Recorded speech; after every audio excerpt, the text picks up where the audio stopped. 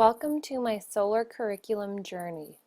Please come along on my journey as we explore our solar curriculum. Do you dare to go where few educators are willing to go?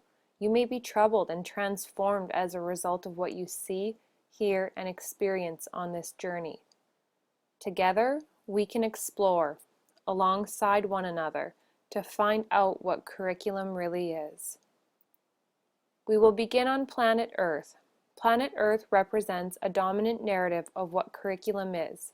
My dominant narrative of curriculum was limited to the government-mandated curriculum, which determines the expectations and guidelines for teachers and students. I also understood children learn through their lived experiences, but I did not understand the depth in which their lived experience and prior knowledge impacts how and what they learn. I could also not see a place within the mandated curriculum for these lived experiences.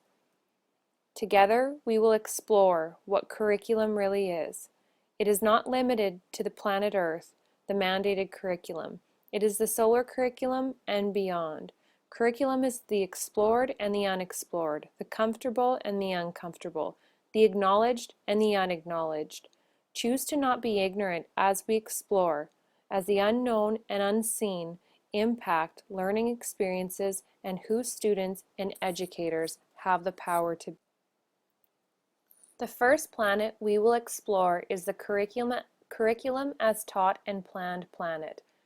The mandated curriculum, content, and assessment commonly used in schools exists on this planet.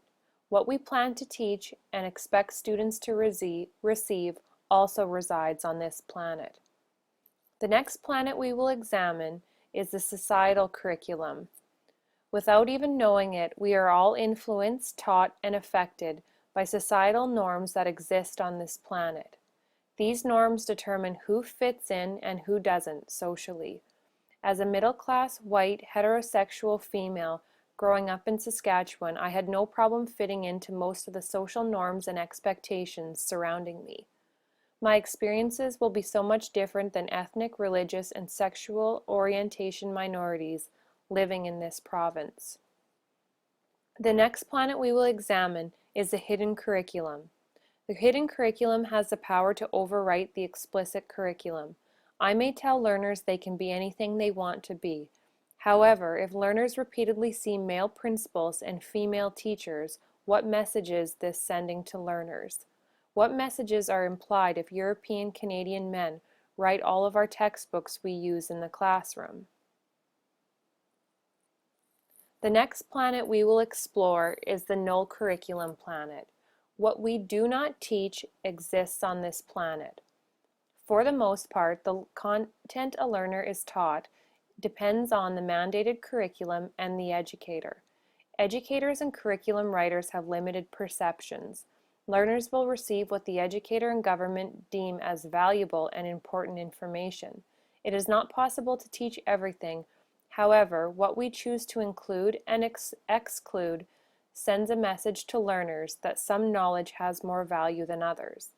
If I have students who are gay, bisexual, or questioning in my classroom, and all they see is a classroom library or textbooks full of heterosexual individuals, what message am I sending? Whose experiences are being powered and given a voice, and whose experiences are being silenced and oppressed? The next planet we will explore is the curriculum as placed and lived. Learning takes place anywhere and everywhere. The experiences and realities of learners, families, and communities matter, as they affect whether or not learning is relevant, meaningful, and respectful to all learners. The next planet we will explore is the curriculum of self. The beliefs, values, and stories learners and educators bring into the classroom exist on this planet. These factors impact what is taught, learned, and actually received.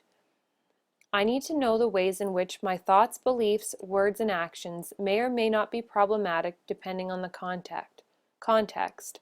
As a result of growing up, learning, and being a part of a dominant narrative, I had to examine my assumptions, judgments, and racism towards Aboriginal people and their history in Canada.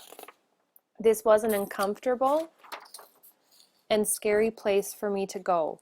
But exploring this planet has helped me unlearn what I have been previously taught. My previous learning, assumptions, and judgments would have impacted my relationships with Aboriginal students and their families if I was not willing to challenge my perceptions, prior knowledge, and judgments. The final curriculum planet we will explore before we venture even further into the unknown is the received curriculum. This planet is home to the understanding students remember to take with them from their learning experiences. Students do not enter our classrooms as blank slates in need of being filled with the knowledge the government and I deem valuable. They enter classrooms with lived experiences, prior knowledge, present realities, and diverse abilities and needs that affect how and what they learn. It is my role as an educator to get to know students, their experiences, and their abilities so they can have a positive and more effective educative experience. Inside the solar curriculum, the planets, stars, and sun are all interconnected and interrelated to one another. Before we go any further into our exploration of the solar curriculum, I want to share with you some troubling knowledge I learned about school and learning. I'm not doing this to frighten you, but you may feel some discomfort as we continue to explore the unknown. We should feel some discomfort because what we're learning is not commonly talked about or shared. School should be the great equalizer, a place where all students go to learn, grow, and feel empowered to be anything they want to be regardless of who they are. Unfortunately, this is not everyone's experience with school and learning. Before we go any further, there are some truths that need to be acknowledged. Educative experiences can determine who learners can and cannot be. Through words, practices, structure, and silence, racism, sexism, classism, and gender roles are taught and reinforced in schools. Education empowers some learners while oppressing others. Education is not currently fair and equitable. Education is a form of assimilation. Dominant narratives are taught, reproduced, and valued in educational settings. Positive and negative learning experiences may impact learners for life. Who are our learners anyways? Learners are the stars, some bigger, some smaller, some brighter, and some more dull. This is a result of our current education system, which empowers some students more than others. All students should be nurtured and given the opportunity to grow to their fullest potential, regardless of the diversity among learners. I need to be careful of single stories that can determine the good or bad students. Good and bad students being in quotations, of course. I don't believe in good or bad students, but I do believe in classroom environments and content that is not engaging, relevant, and meaningful to students, therefore contributing to a so-called single story of bad students, when really these students are just becoming disengaged. I will take you to the anti-oppressive planet. You may be more familiar with its other name, Pluto. Yes, Pluto and anti-oppressive education. This is the unrecognized, unseen, and often ignored planet. However, I am here to tell you that this planet is visible if we choose to see it. This planet has influences and impacts our everyday lives and our classrooms. Look at that! There's a big, bright, shining star and a really dull one right next to the planet. Let's make some wishes so both of those stars can shine brightly. I wish that anti-oppressive practices would be automatic in schools and communities, that using differentiation strategies in education would become common sense practices, that learning always required unlearning and critically examining our prior knowledge, that schools would foster lifelong learners, that oppression would not exist, not only because it is not tolerated, but because schools and communities and individuals foster social justice. To have less oppressive spaces, individuals need to venture further into the unknown, which is uncomfortable. As human beings, we naturally like comfort.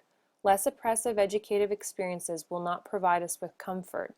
When Mike admitted to being a sexist, racist bastard in class, many of us were quite uncomfortable. Yet we hear and see racism and sexism daily and don't bat an eye.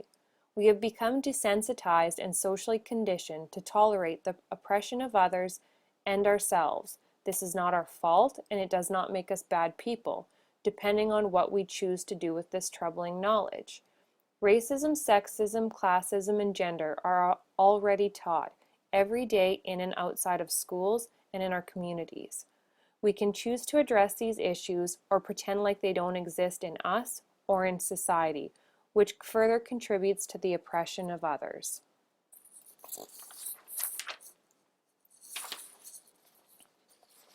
To create less oppressive spaces, as the educator, I need to critically reflect, question, and examine my perceptions, arrogance, and understandings.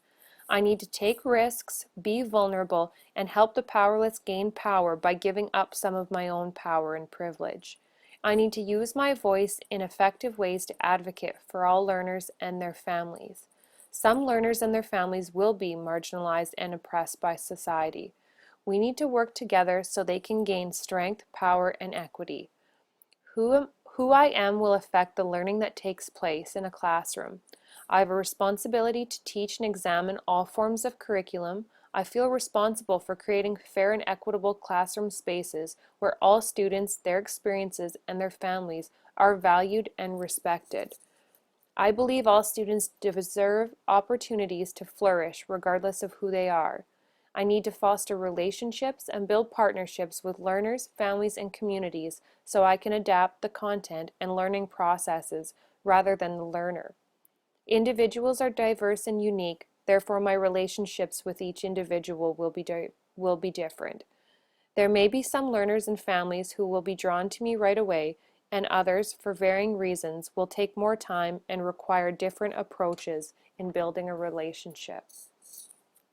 As a result of taking ECS 210, my understandings of curriculum have evolved and transformed. To concretely define curriculum is challenging and oppressive, as curriculum has different meanings depending on the context. Even though I have taken you on an exploration of the solar curriculum, my perceptions and understandings are limited to and affected by my experiences, my understandings, prior knowledge, and abilities. My present understanding of curriculum is the objectives and goals that teachers strive to teach their students. These objectives and goals largely come from government and change over time. Underlying these goals is a general expectation of growth, emotional and intellectual, that encompasses a student's whole being. The curriculum itself, both the teachers and the students, affect the transmitted knowledge and the knowledge learners receive. Educators' and learners' lived experiences, narratives, values, and beliefs also impact learning. Another key aspect of the curriculum is the null and hidden curriculum, which encompasses the implied and indirect messages learners receive, as well as the content that is not taught. Curriculum is everything I can and cannot see. In short, curriculum refers to everything and anything a learner receives, directly or indirectly. Thank you for exploring my solar curriculum with me.